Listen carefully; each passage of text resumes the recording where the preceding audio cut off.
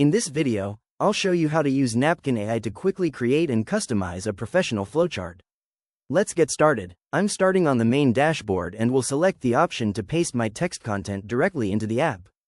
Once the editor opens, I'll first update the title to hiring process to stay organized. To transform this bulleted list into a visual, I click the blue sparkle icon appearing next to the text. This opens the AI suggestions panel on the left, where I can browse through a variety of different flowchart styles and process maps.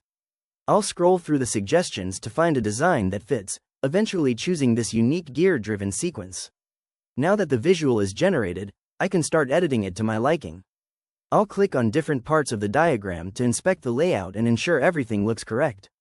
When I'm happy with the design, I'll go to the toolbar and click Export Visual. I have several format options like PDF or SVG, but I'll choose PNG and hit Download.